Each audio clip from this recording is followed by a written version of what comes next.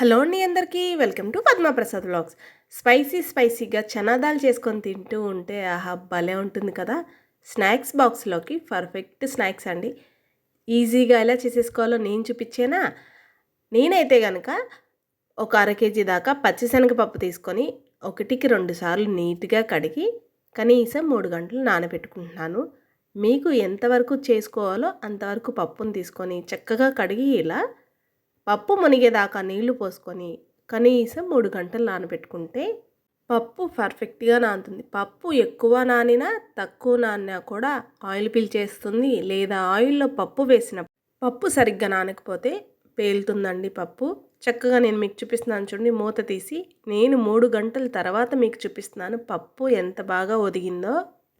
పప్పు చక్కగా నానింది కదా. ఈ పప్పుని ఇప్పుడు చూడండి, మనకి టైంతో పని లేకుండా ఉండడానికి గోరుతో ఇలా గిల్లితే బద్ద స్మూత్గా బ్రేక్ అయిపోవాలి. హార్డ్గా కాకుండా, అదే గట్టిగా కాకుండా చక్కగా చిల్లులు గిన్నెలో పప్పు అంతా వేసేసి ఒక 5 నిమిషాలు అలా వదిలేశాక ఫ్యాన్ కింద కానీ లేదా ఎండ ఉంటే ఎండలో కానీ కనీసం ఒక 2 గంటల పాటు ఆరబెట్టుకుంటే పప్పు చక్కగా ఆరి చూడండి. నేను ఎండలో ఆరబెట్టాను.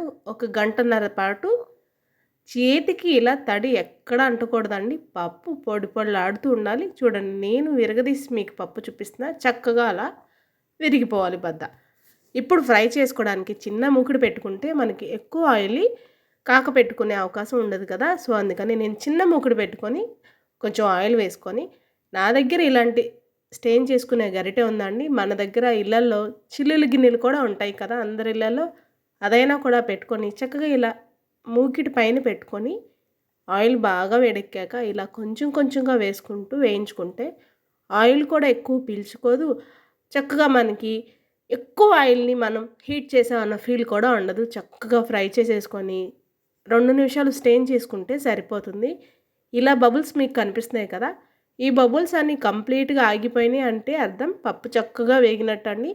బబుల్స్ ఉన్నప్పుడు తీసేస్తే కనుక పప్పు మధ్యలో అక్కడక్కడ పచ్చిదనం ఉండిపోతుంది. కంప్లీట్గా బబుల్స్ ఆగాయి అన్నప్పుడు మాత్రమే పక్కన వేసేసుకొని మళ్ళీ ఒకదాని తర్వాత ఒకటి అలా నిదానంగా కొంచెం కొంచెంగా ఫ్రై చేసుకుంటే సరిపోతుందండి. చనా దాల్ చేసుకోవడం చాలా ఈజీ.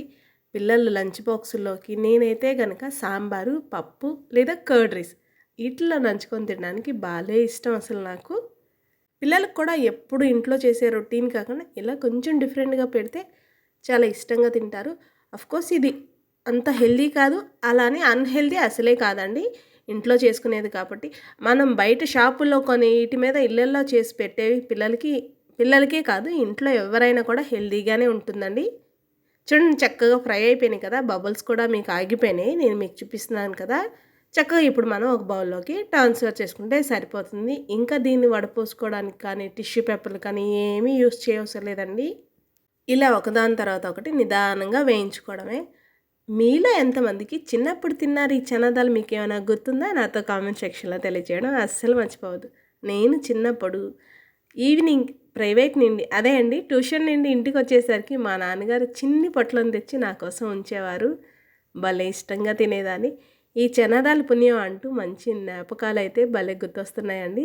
చూడండి, బబుల్స్ ఆగిపోయినాయి కదా, అంటే దీని అర్థం చక్కగా ఫ్రై అయిందని. ఇక ఇలా తీసేసుకొని స్టెయిన్ చేసుకొని మనం వేసుకునే గిన్నెలో వేసేసుకొని చక్కగా ఇక ఫైనల్ టచ్ చూడండి, కమ్మగా చనాదాలు అయితే రెడీ అయిపోయినాయి కదా. వేయించేసుకున్నాను నేను అన్నీ ఒకే కలర్లో. చక్కగా ఇప్పుడు అదే ఆయిల్లో స్టవ్ ఆపేసుకొని 5-6 వెల్లుల్లి దంచి వేసుకున్నానండి. ఇంకా ఎక్కువ వేసుకుంటే చాలా బాగుంటుంది. అలాగే 3 రెబ్బలు ఫ్రెష్గా ఇప్పుడే తుంచుకొచ్చిన కరివేపాకును కూడా వేసి స్టవ్ ఆపేసి ఇలా ఫ్రై చేసుకున్నాను. వెల్లుల్లిపై మీకు నచ్చితే ఇంకా 4 వేసుకోవచ్చు అండి. మా బుడ్డోడికి ఈ ఫ్లేవర్ అంతగా ఇష్టం ఉండదు కాబట్టి నేను 5 వెల్లుల్లి రెబ్బలు మాత్రమే వేశాను. చక్కగా మనం వేయించుకున్న చనాదాల్లో కరివేపాకు, వెల్లుల్లి కూడా వేసేసుకొని రుచికి సరిపడా ఉప్పు వేసేసుకుందాము. చక్కగా రుచికి సరిపడ ఈ వేడి మీదే వేయాలి. తర్వాత అయితే కనుక పప్పుకి స్పైసెస్ అంటుకోవు. ఇప్పుడు రుచికి సరిపడా కారం వేసుకుంటున్నాను. నేను పిల్లల దృష్టిలో పెట్టుకొని కూడా చేశాను కాబట్టి కొంచెం స్పైసెస్ అన్నీ తగ్గించి వేస్తున్నాను అండి. మీకు నచ్చితే కొంచెం ఎక్కువే వేసుకోవచ్చు. దీంట్లో చిటికెడు మిరియాల పొడి వేస్తే ఇంకా టేస్ట్ ఉంటుంది. నేను అది కూడా వేయలేదు. చక్కగా ఇప్పుడు టాస్ చేసుకున్నాం కదా, 2 చేతులతో గిన్నె పట్టుకొని ఇప్పుడు గరిటెతో కూడా అలా అలా ఒక్కసారి కదిపేస్తే కమ్మని చనదాలు రెడీ. కరకరలాడుతూ స్పైసీగా ఈవినింగ్ టైం 4 నోట్లో వేసుకొని తిని కసిని టీ తాగితే ఆహా! కడుపుకి హాయిగా ఉంటుంది. పిల్లలు ఇష్టంగా తింటారు. మనకి ఈవినింగ్ టీ స్నాక్ కూడా చాలా బాగుంటుంది. నచ్చిందండి మీకు ఈ వీడియో? అయితే లైక్ చేయండి, మన ఛానల్ని ఫాలో చేసేయండి. నేను మరిన్ని కొత్త వీడియోస్తో మేము ముందుకు వస్తూ ఉంటాను. వెళ్తూ మన ఛానల్ని సబ్స్క్రైబ్ చేసుకోవడం అస్సలు మర్చిపోవద్దు. అన్నట్టు మర్చిపోయాను, మీరు ట్రై చేస్తే ఎలా వచ్చిందో నాతో కామెంట్ సెక్షన్లో తెలియచేయడం అస్సలు మర్చిపోవద్దు.